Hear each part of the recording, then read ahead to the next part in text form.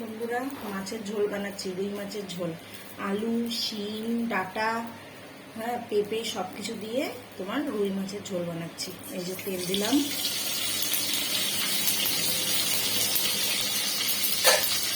এইবারে দেবো টমেটো, পেঁয়াজ, টমেটো।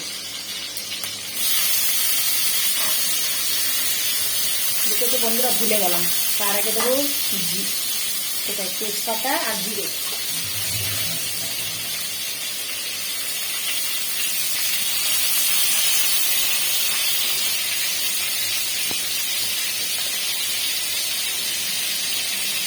দিলাম জিরে,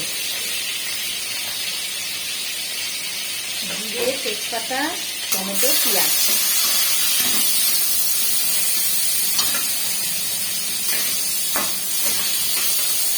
এগুলোকে ভালো করে একটু ভেজে নেব। বন্ধুরা, এখানে সব সবজিগুলো ভেজে নিলাম, ডাঁটা, শিম, আলু, পেঁপে সব ভেজে নিয়েছি।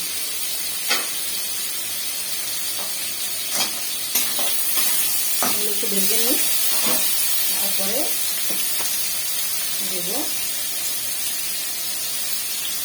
নুন,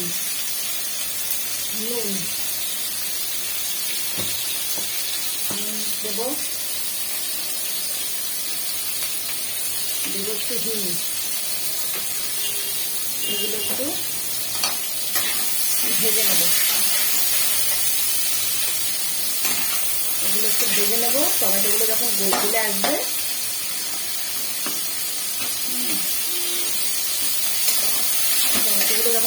আসবে তখন তোমার এই যে আদা, টমেটো, লঙ্কা এগুলো দিয়ে দেবো বাটাটা।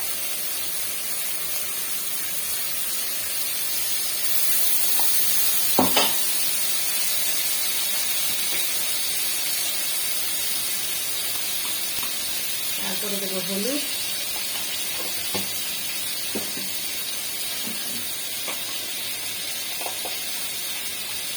ঘরে বাচ্চা খাবে তো তার জন্য এইটুকুনি সামান্য লঙ্কার গুঁড়ো দেবো, না দিলেও হয়। আপনারা যদি বাদ দিতে পারেন তাও ছেড়ে দেবেন।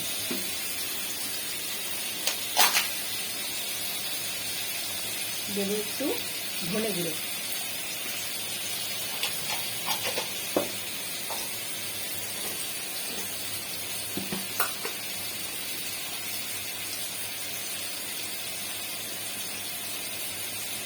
দেবো একটু জিরে গুঁড়ো,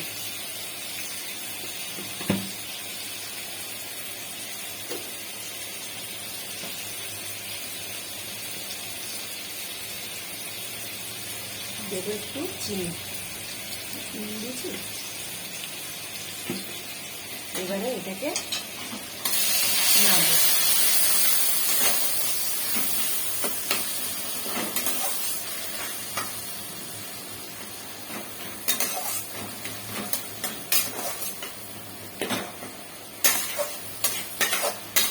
এবার এটা থেকে একটু তেল যখন ছাড়বে তখন সবজিগুলো দিয়ে দেবো।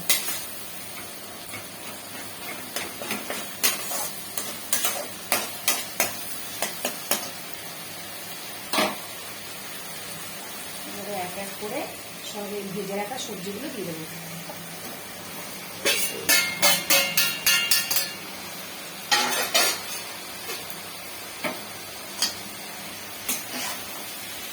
এবারে এটাকে নাড়বো।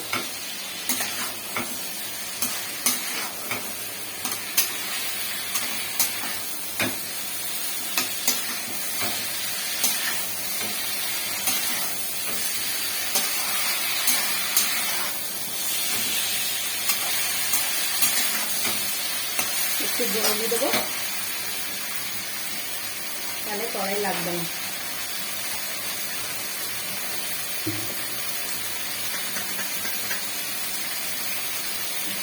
জল দিয়ে দেবো।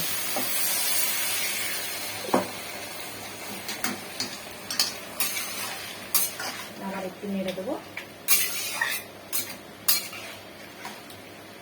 একটু কষুন, তারপরে জল দেবো।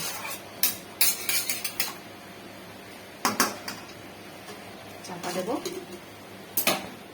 দেখো বন্ধুরা, ঝোলটা 10 মিনিট ধরে ফুটেছে। এবারে মাছগুলোকে দিয়ে দেবো, কেন আমরা দুজন মানুষ তাই দুটো মাছ। ঠিক আছে, এগুলো দিয়ে দিলাম। দিয়ে এবারে তোমার ওই যে ধনে পাতা কুচিটা ওপর থেকে ছড়িয়ে দেবো।